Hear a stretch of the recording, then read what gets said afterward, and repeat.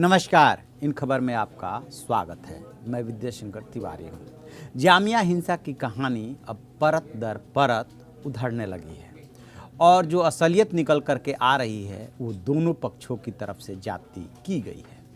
पहले बात दिल्ली पुलिस की, उस दिल्ली पुलिस की जो जेएनयू का स्टूडेंट्स का जब आंदोलन हुआ था उसमें भी उसके ऊपर हिंसा के आरोप लगे थे और मारपीट करने के, बेरहमी से मारने पीटने के आरोप लगे थे और जामिया आंदोलन के मामले में भी उस पर ये आरोप लग रहे हैं।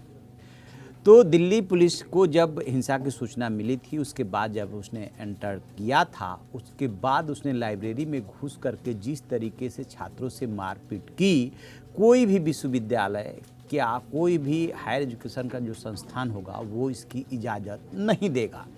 आखिरकार वो कौन सी परिस्थितियाँ थी जिसकी वजह से दिल्ली पुलिस को इतना गुस्सा आया और वो ये सब करने को मजबूर हुई, या गुस्से में आग बबूला होकर के नियंत्रण खो करके उसने ऐसा किया।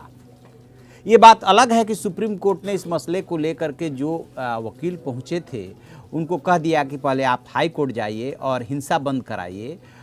उससे थोड़ी सी दिल्ली पुलिस और सरकार को राहत मिल गई, अदरवाइज इन्होंने जाति तो की और अब सफाई दर सफाई प्रेस कॉन्फ्रेंस करके ये कर दे रहे हैं।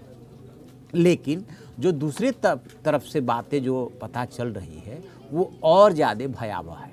वो ये कि जो अभी तक 10 लोग गिरफ्तार हुए हैं उनमें से अधिकांश बीसी बैड कैरेक्टर हैं और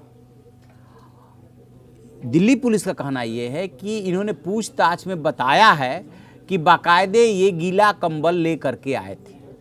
शायद हमें और आपको ये बात पता नहीं होगी कि गीला कंबल का इस्तेमाल कहाँ किया जाता है। गीला कंबल का इस्तेमाल वहाँ किया जाता है जहाँ पे टीयर गैस छोड़ी जाती है, तो जैसे ही आप उसको डाल देंगे तो टीयर गैस का प्रभाव जो है ख़त्म हो जाता है या कम हो जाता है। इसका मतलब कि ये इन बैड कैरेक्टर्स को ये बात पता थी कि जब हिंसा बढ़ेगी तो पुलिस टीयर गैस का इस्तेमाल करेगी, लिहाजा उन्होंने पहले से ही इसका इंतजाम कर लिया और इन 10 में से कोई भी जामिया का स्टूडेंट नहीं है। तो एक बात तो क्लियर है कि एक तरफ पुलिस ने जाति की, लाइब्रेरी में घुस के मारा, बुरी तरह से मारा, बेरहमी से मारा, लेकिन उसके लिए परिस्थितियाँ किसने पैदा की? बाहरी लोग इसमें वाकई में शामिल हो गए थे और जिनका एकमात्र मकसद था किसी तरीके से उपद्रव को, अशांति को, आगजनी को बढ़ाना और उसकी वो पूरी तैयारी करके आए थे, गीला कंबल ले करके आए थे।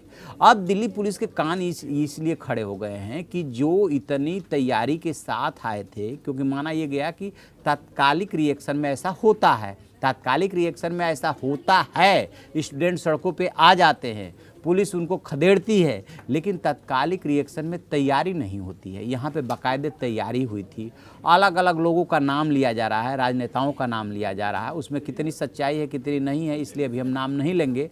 बट ये जो 10 गिरफ्तार हुए हैं इन्होंने जो खुलासा किया है वो वाकई में चौंकाने वाली बात है और इसका मतलब साफ सा है कि कोई ना कोई ऐसा है जो चाह रहा है कि पॉलिटिकल माइलेज मिले और वो तभी हो सकता है जबकि अनरेस्ट हो। अदरवाइज जो जितने भी विश्वविद्यालय हैं इनमें आंदोलन, धरना, प्रदर्शन ये कोई नई बात नहीं है। पहले तो छात्र आंदोलन से नेता निकला करते थे, वो उनकी एक तरह से कह सकते हैं कि ट्रेनिंग जो होती थी वो इन्हीं कैंपसेज में ट्रेनिंग होती थी कि किस तरीके से आपको राजनीति करनी है। छात्र राजनीति एक तरह से आप कह सकते हैं कि प्राइमरी स्कूल हुआ करता था राजनीति का। चाहे इलाहाबाद यूनिवर्सिटी का एग्जाम्पल ले लीजिए, बीएचयू का ले लीजिए, जेएनयू का ले लीजिए, कोलकाता यूनिवर्सिटी का ले लीजिए। वहाँ यूनिवर्सिटियों पे आप जाएंगे इतिहास में तो देखेंगे कि इलाहाबाद यूनिवर्सिटी तो न जाने कभी जमाना था कि कांग्रेस के जितने बड़े नेता थे सब इलाहाबाद यूनिवर्सिटी के प्रोडक्ट हुआ करते थे।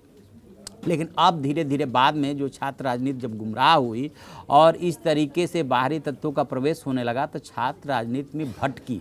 लेकिन इसका मतलब ये नहीं कि सभी के सभी छात्र या यूनियनें जो है वो भटक गई हैं।